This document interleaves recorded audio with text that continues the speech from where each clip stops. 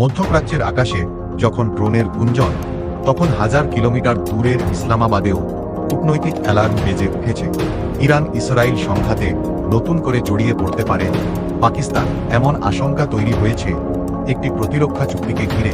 Saudi আরবে ইরানের একটি আত্মঘাতী ড্রোন হামলার পর প্রশ্ন উঠেছে 2025 সালের সেপ্টেম্বরে স্বাক্ষরিত কৌশলগত পারস্পরিক প্রতিরক্ষা চুক্তি কি এবার পাকিস্তানকে সরাসরি যুদ্ধে টেনে আনবে। ওই চুক্তিতে বলা হয়েছে, এক দেশের উপর আক্রমণ হলে তা অন্য দেশের উপর আক্রমণ হিসেবে গণ্য হবে।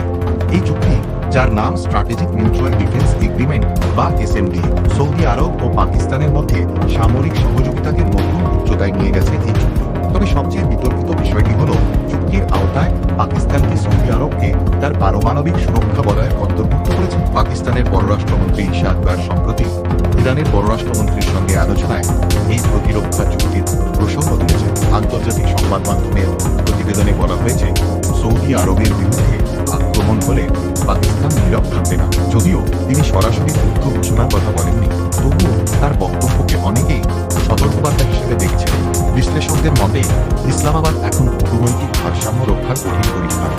একদিকে সৌদি আরবের সঙ্গে দীর্ঘদিনের সামরিক ও অর্থনৈতিক সম্পর্ক, অন্যদিকে প্রতিবেশী ইরানের সঙ্গে সীমান্ত ও আঞ্চলিক স্থিতিশীলতার প্রশ্ন। সরাসরি যুদ্ধে জড়িয়ে পড়া পাকিস্তানের জন্য রাজনৈতিক ও অর্থনৈতিক ঝুঁকি বাড়তে পারে। চুক্তির আরেকটি গুরুত্বপূর্ণ দিক হল এর পারমাণবিক ইঙ্গিত। পাকিস্তান একটি ঘোষিত পারমাণবিক শক্তিধর দেশ। যদি সত্যি তারা সৌদি আরবকে নিউক্লিয়ার আমব্রেলা দেয়, তবে তা হবে আন্তর্জাতিক পরমাণু নীতিতে এক বড় নজির। কারণ সৌদি আরব পারমাণবিক অস্ত্রবিহীন রাষ্ট্র এবং পারমাণবিক অস্ত্র বিস্তার রোধ চুক্তির কাঠামোর বাইরে এই ধরনের নিরাপত্তা নিশ্চয়তা আন্তর্জাতিক মহলে প্রশ্ন তুলতে পারে। আন্তর্জাতিক প্রচারাভিযান সংস্থা international campaign to abolish nuclear weapons বা আইক্যান এক প্রতিবেদনে সতর্ক করেছে, এই চুক্তি এক্সটেন্ডেড ডিটারেন্সের নতুন দৃষ্টান্ত স্থাপন করতে পারে। লন্ডন ভিত্তিক গবেষণা প্রতিষ্ঠান চাথাম হাউজের বিশ্লেষকরাও বলেছেন, এতে পারমাণবিক নীতির বিদ্যমান কাঠামো চ্যালেঞ্জের মুখে পড়তে পারে। যদিও চুক্তিতে সরাসরি পারমাণবিক অস্ত্রের উল্লেখ নেই, পটভূমিতে রয়েছে আরেকটি ঘটনা।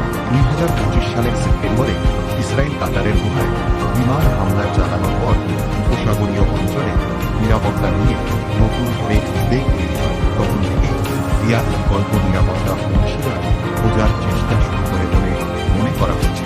সেই প্রেক্ষাপটে পাকিস্তানের সঙ্গে, তবে বেশিরভাগ বিশ্লেষকের ধারণা পাকিস্তান তাৎক্ষণিকভাবে যুদ্ধে জড়াবে, বরং কূটনৈতিক সমর্থন ও সামরিক প্রস্তুতির ইঙ্গিত দিয়ে সৌদি আরবের পাশে থাকার বার্তা দেবে।